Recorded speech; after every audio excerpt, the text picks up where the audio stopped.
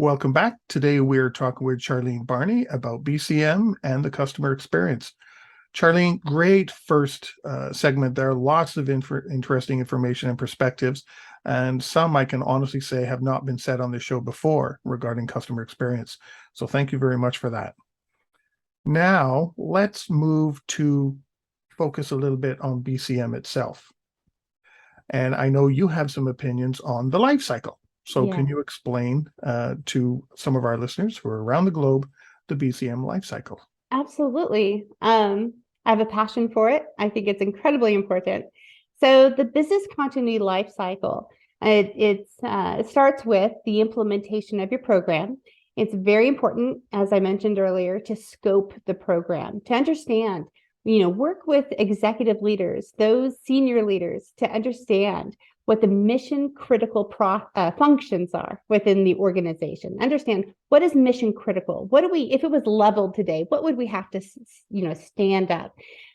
Tap into understanding what those senior leaders think the top risks are. Where should we really be setting our sights to plan for in terms of building recovery strategies and plans, business continuity plans, as well as in implementation, you're setting the risk or understanding what the risk appetite is, understanding what your risk scales will be to capture impacts to business should processes not be able to be performed. So risk scale could be anything from minor to catastrophic. What is minor? What is a minor financial risk? What is a minor customer risk, legal risk, operational risk to significant catastrophic, etc. So you're setting up the risk, understanding the risk appetite, as well as establishing the risk scales,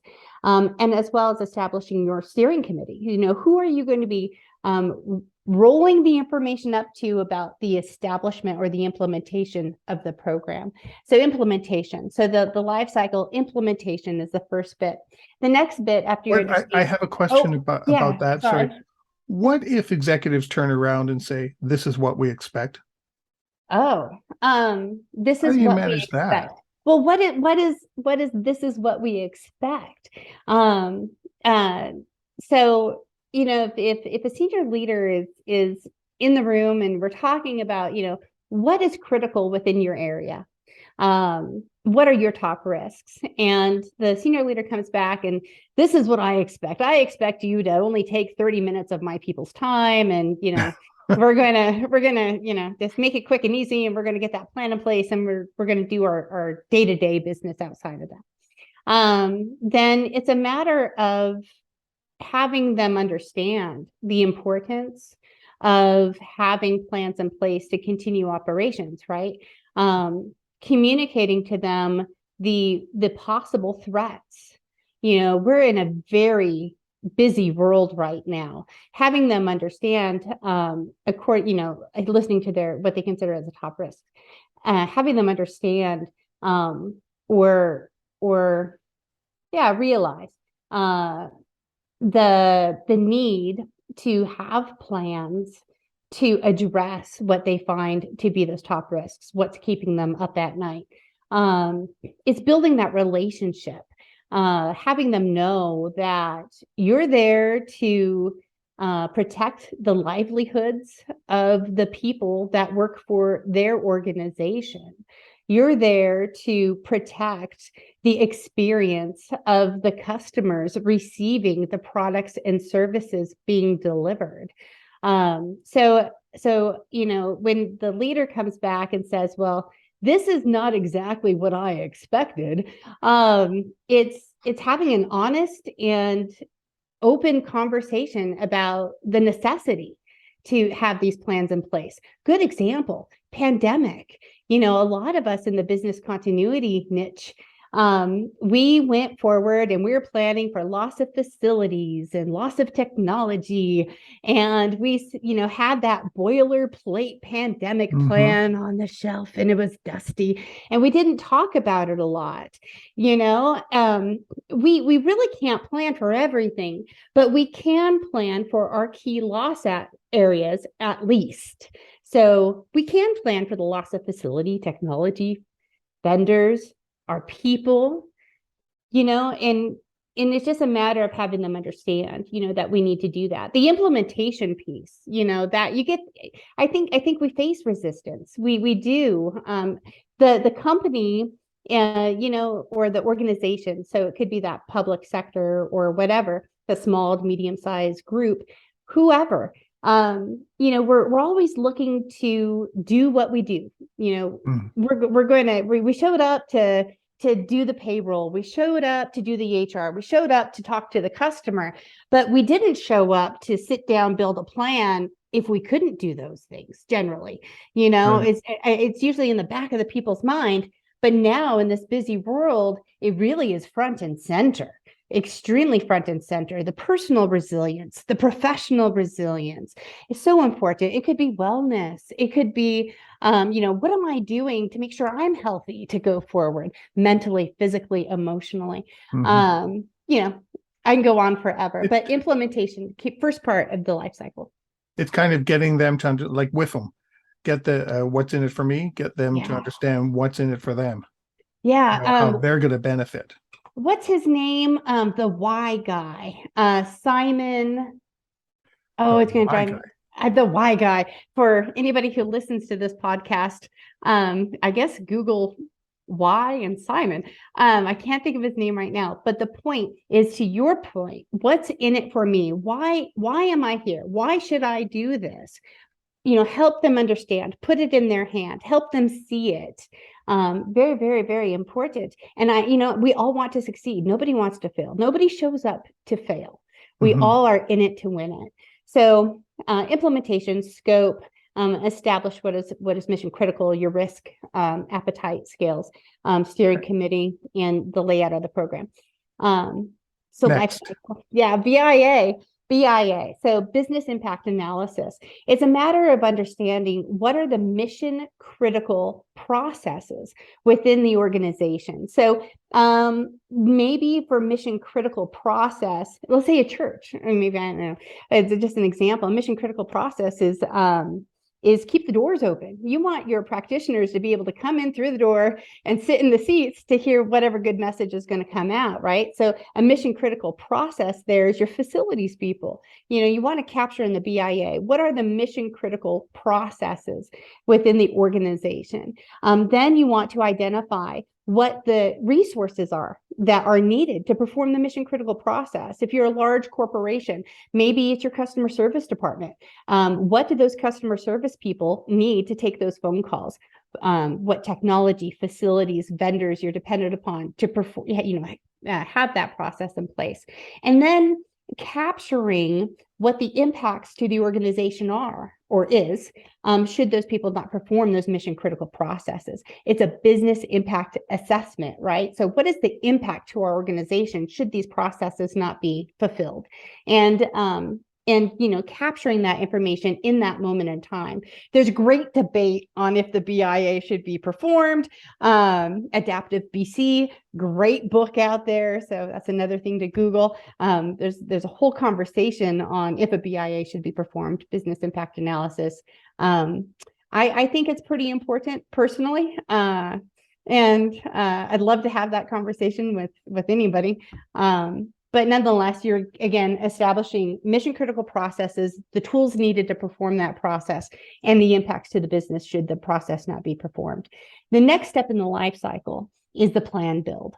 And this is where the rubber meets the road. So you've identified, you've met with your senior leaders, they're tapped in, they're excited, you have your implementation, all scoped out, ready to go.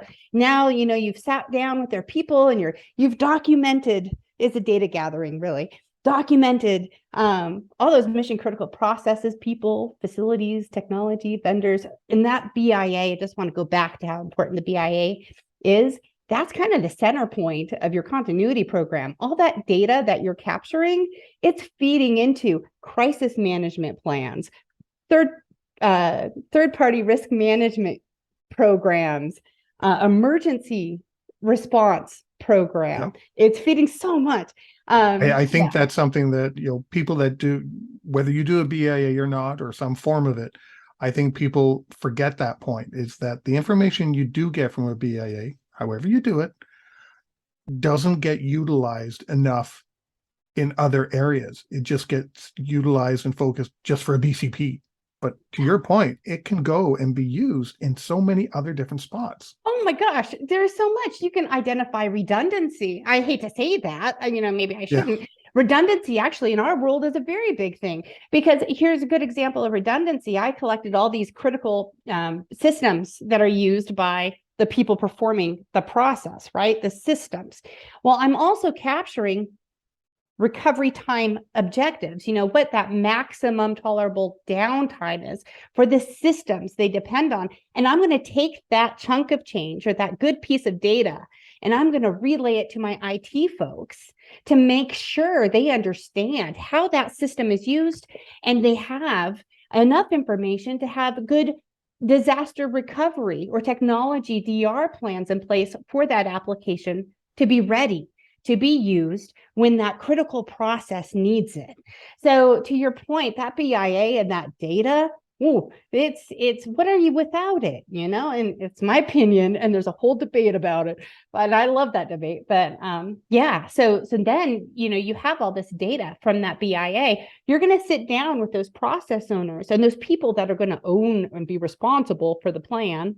And you're going to sit down and you're going to say, hey, if your resources that you said you depend on, your facilities, technology, people, vendors, and in today's hybrid workforce, so importantly, what people will do if they lose power or connectivity while working at home, we have all this information. Sorry, I just kind of digressed with that. Just was a light bulb. But, we sit down and we say, well, what are you going to do? What's your plan B? What is your plan B for these key loss areas? And maybe you can't plan for every event, but you can plan for key loss areas. It's just something I kind of, put my stake in the sand on. Key loss areas, plan for it. And maybe you don't develop a script, and I'm kind of big on that. Don't develop a script, but develop the prompts, document the prompts that people should look to continue operations or that process when they lose those resources. So example, if you have a key technology like a Salesforce or a phone system, what is the manual workaround? If that tool's not available, what is the alternate system? Are there other groups in the organization that could do it? Yeah, I'm totally getting deep in that. But also, not only recovery strategies when you're doing the plan build, it's opportunity to share and talk about the incident response. So the notification of an incident can come from any direction. It could be for that person performing the process. Maybe they witnessed the event, their neighbor tells them about it, or they got that notification from the mass notification system, like the Everbridge or the Send Word Now. What are they going to do when they get that information? Should they be calling the manager? Should they be reporting it somewhere? What are they supposed to do? And then what is the leadership team? What are they going to do? What is the cadence of meetings they're going to set up to make sure people, one, are available? You need to know who your workforce is. Are they available? And then also what's to go on the backlog, and then when or if they'll activate the plan or ready to close out the plan. So incident recovery strategies, incident response, and lastly, an opportunity to build out contact rosters, build out a business recovery team for that critical process. Who are those? Who's going to be your team leader to make sure that these recovery strategies are executed? Who are the key members that you need to execute those recovery strategies? Create rosters for internal critical contacts that you don't, if your phone fell in oh, terrible. If your phone fell in the flood water, Hurricane Ian. You were going to say the toilet, weren't you? Yeah, I was going to say, but yeah, so it's a great opportunity. So the plan build. So you started with the implementation, you have the leadership engagement, you've done the business impact analysis, you understand what it is that you need to protect and continue doing to deliver products and services. And then it's the building of the plan to do that, to continue to provide the business products and services, or the organization product and service, should you face disruption, and then test it ad nauseum. And testing, it doesn't have to be this huge behemoth activity. You make it fun, keep people engaged, have aliens come and abduct your people, have an earthquake scenario, have a mock disaster exercise where you set up, a PowerPoint deck. You set up a quick 60-minute meeting. You have a PowerPoint deck. It says, we had an earthquake. Where's your plan? What are you doing? Who's communicating what? What strategy are we going to execute? Poke holes in it. And then in the middle of that earthquake scenario, have some aliens sweep in and abduct people.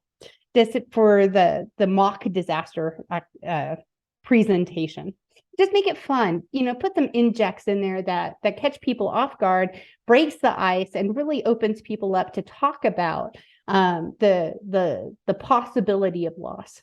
And then lastly, maintaining the program. So implementation, BIA, build your plan, test that plan, and then what are you doing to maintain that plan? We talked about earlier about measurement. And how are you getting information as business changes? Keeping that channel open, one, to receive the information should business change, and make people aware that we may need to update this living document. It's not one and done.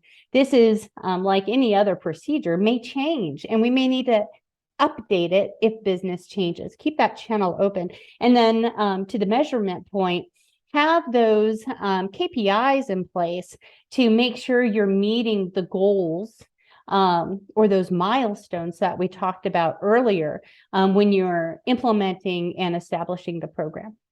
Got on a pulpit, got excited about the life cycle. Yeah. You mentioned this word a couple of times, engagement.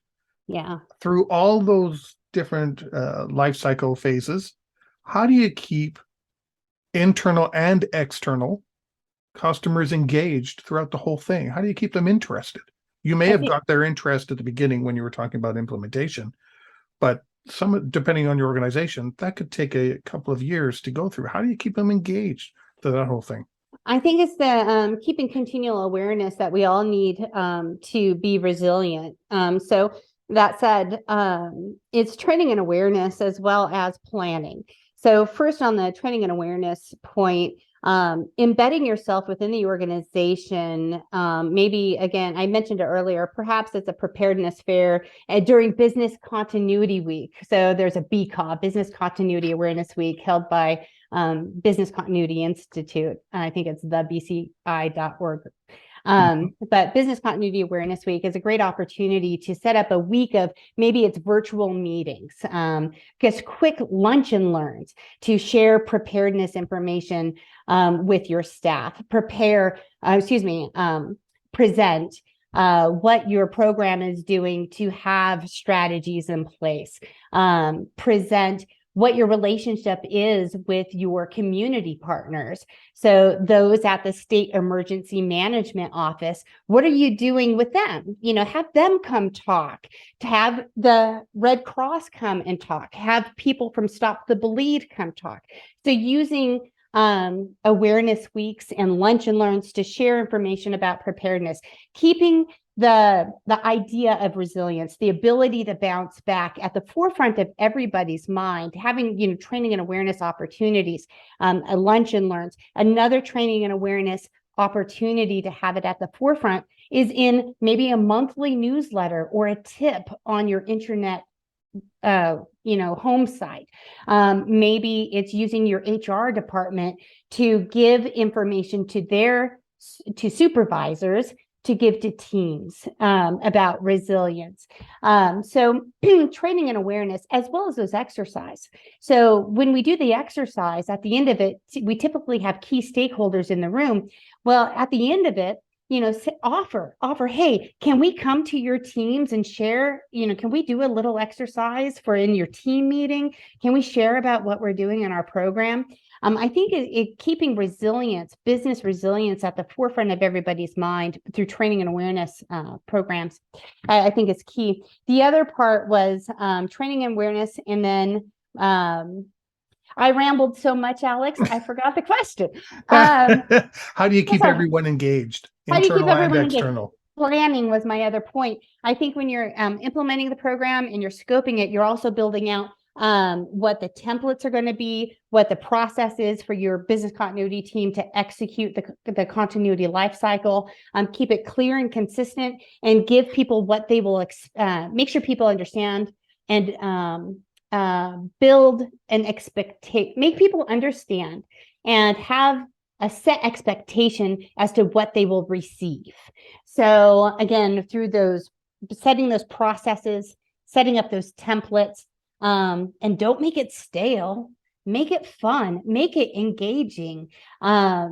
Nobody wants a bad experience. Nobody wants to come to a meeting or get on a phone call, even call customer service line, when you hear that guy with the monotone voice and I'm just here to check the box. And, who wants that? Keep people engaged. It's an active investment that organizations have to delve into to make it happen, to build a culture of resilience. We have 2 minutes left. If someone's having problems with their customers, internal or external, with regards to business continuity, what are a couple of quick things they might start doing differently now? Talk to them. Talk to people. Let them know the importance to have the plan B. Have them see or realize what it could be if they're not planning. Help them understand, help them get there, talk to them, be open, honest, as well as make sure you're organized in your approach. Having that set, what is our process? What is our template? What are we doing? And having that all set before you engage them, and then keep that conversation rolling. Again, it's engagement, it's talking to folks, and just keeping the message reverberating in your culture. Mm-hmm. And I just wanted to say too that we have to think of everyone as our customer, because we're a customer to them too. Oh my gosh. To build the dependencies and the networks like that you've alluded to quite a few times today. We're not separate from everybody. We are a part of the same group. Yes. They're our customer as much as we are of theirs. So we are on the end point of their work. That day-to-day job that our stakeholders have, we are dependent on ourselves for the livelihood. So we are a customer of theirs. And at the end of the day, especially for critical infrastructure or those big healthcare companies or those big important life dependency pieces we have in our world, it's so important that we're all thinking about what we're doing to continue on should something bad happen. We all should be thinking about it. Yeah. On that note, we've come to the end of the show. Charlein, thank you very much. See, it wasn't so bad for your first time doing this. I appreciate the patience, and hopefully there's something in there for someone. So there were quite a few nuggets in there, so I'm sure people will be able to pick out what works best for them, especially the tips at the end there. So I'm sure there's a lot there for people to take away. So thank you so much for sharing your time and your expertise with us today. I appreciate the opportunity. Enjoy the day. You too. Thank you very much. And everybody watching and listening, stay prepared, everybody. If you liked that video, thumbs up. If you didn't like that video, thumbs down. But leave me a message and let me know your thoughts. Of course, don't forget to subscribe. And in the meantime, stay prepared, everybody.